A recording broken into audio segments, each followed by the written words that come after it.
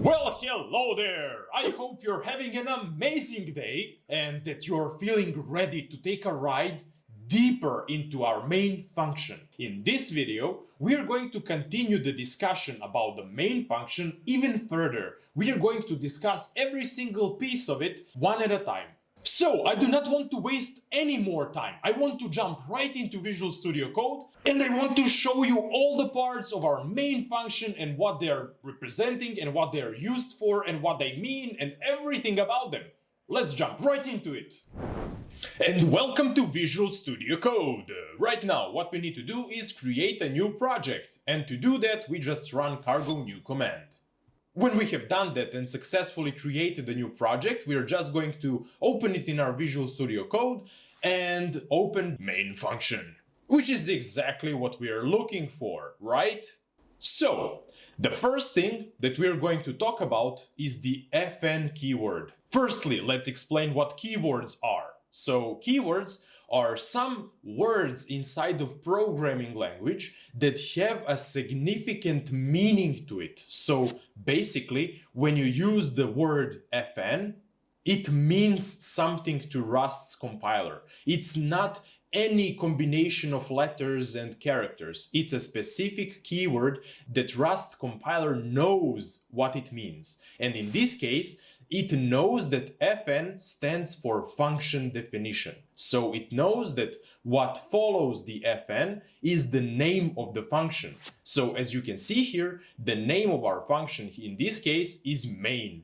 When you're writing your own functions, you can name it whatever you like, but this one right here is called main. And the name of our function is followed by parentheses. And as you can see, in this case, we have no arguments here. If you remember our initial discussion about the main function, we said that it has no arguments by default. You can add some, you can add parameter 1, a parameter 2, for example, if you were creating your personal function, but this is the main function, so no parameters whatsoever. And finally, we are left with squiggly brackets, and they're here, you can see them, and what they define is the scope of our main function.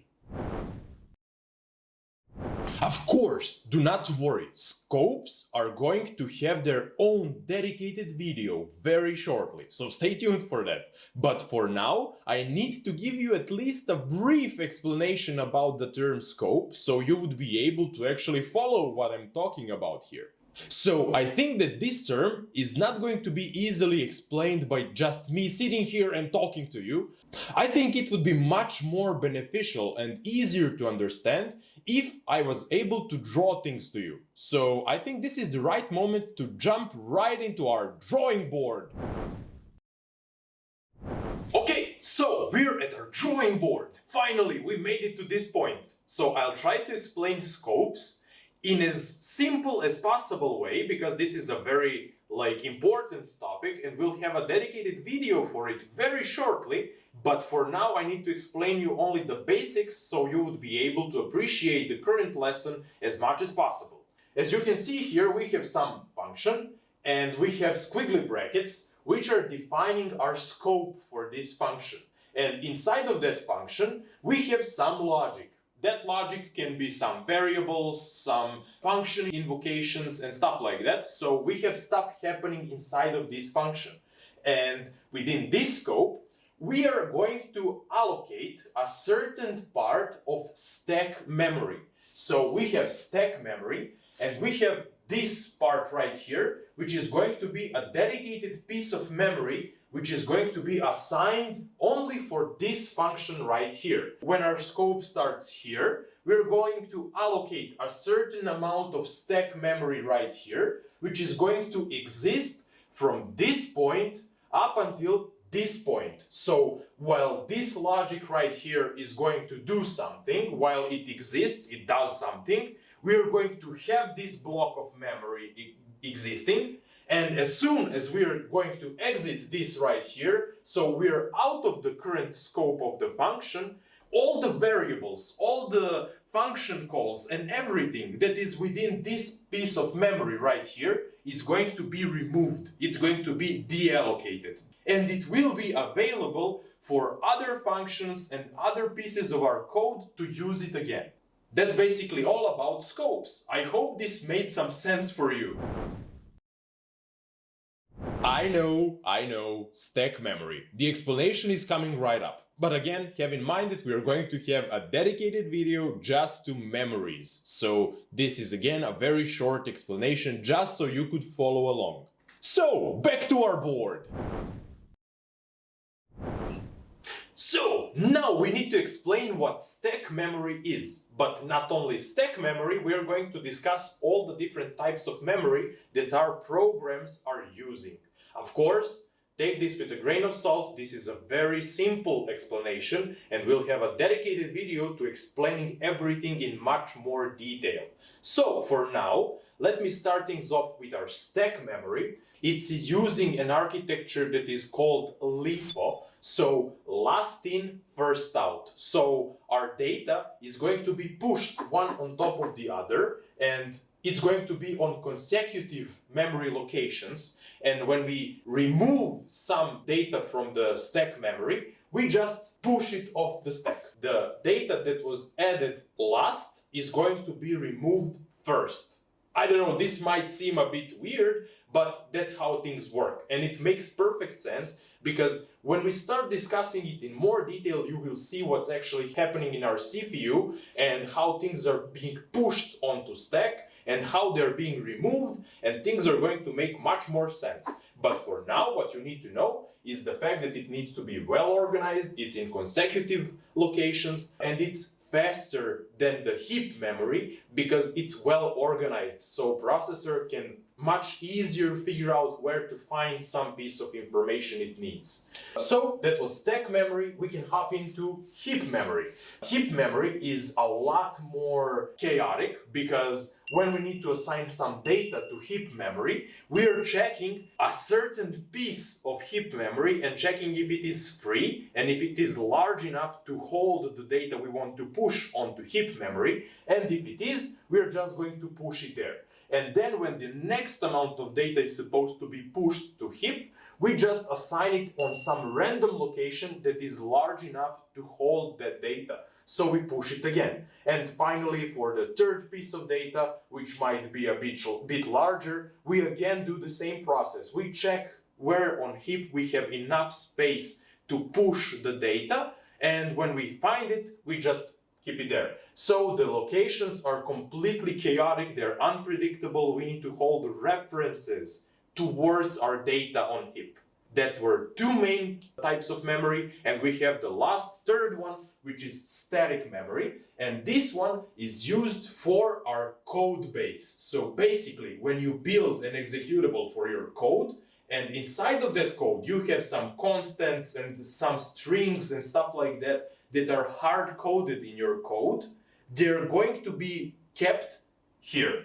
So basically, inside of the binaries of our project, which means it is not going to be allocated on the server or something like that. It's going to be right inside of the executable files, because when you create some string, you hard-code it, there is no changing that data. It's always the same. So there is no need to have a specific memory location which is going to keep track of that variable and track some changes potentially on it, because we know for a fact it's never going to change.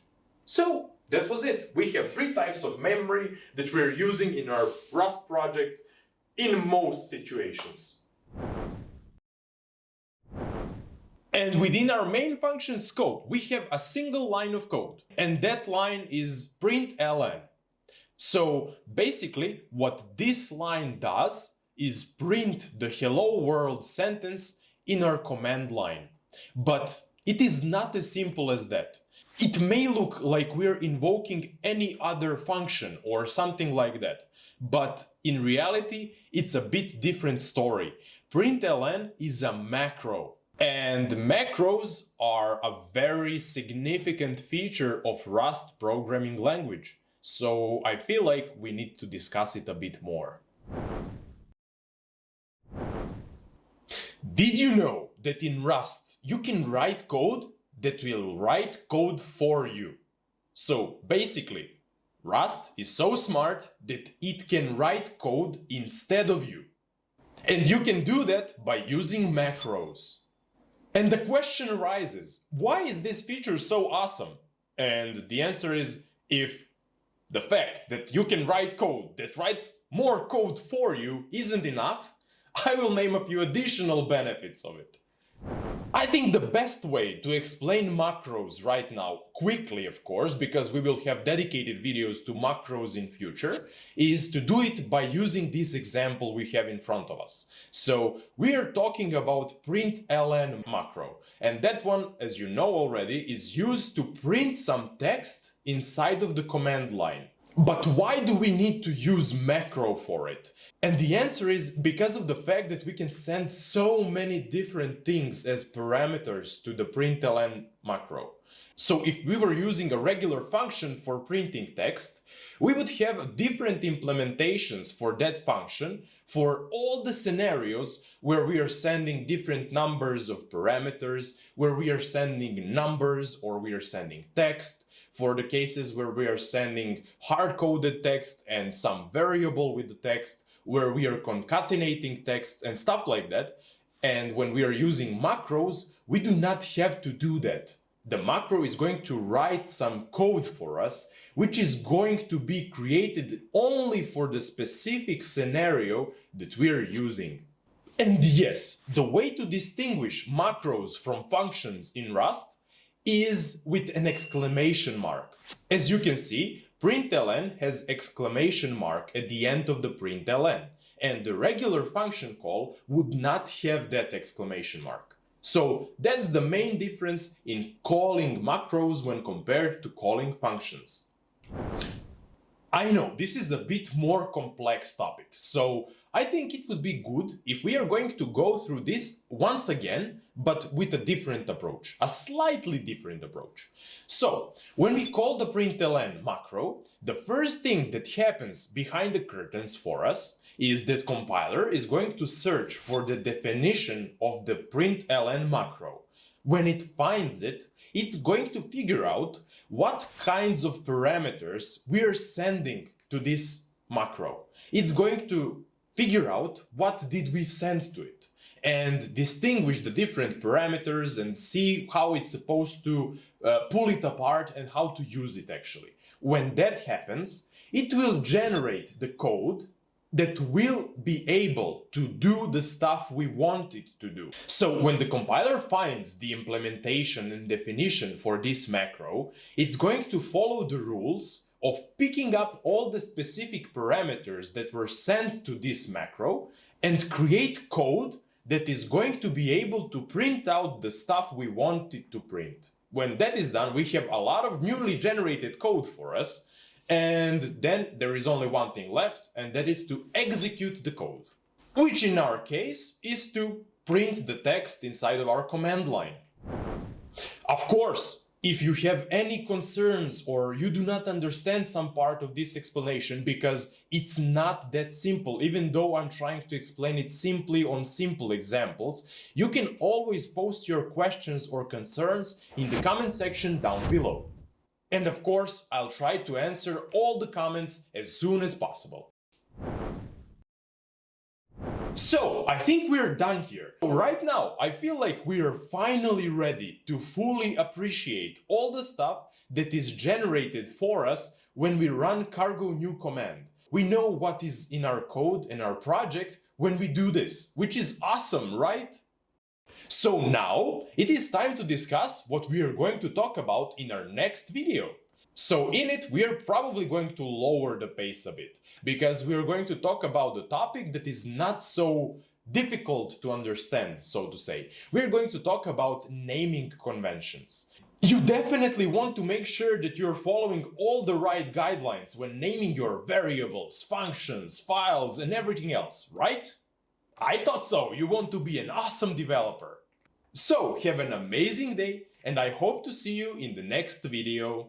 Goodbye!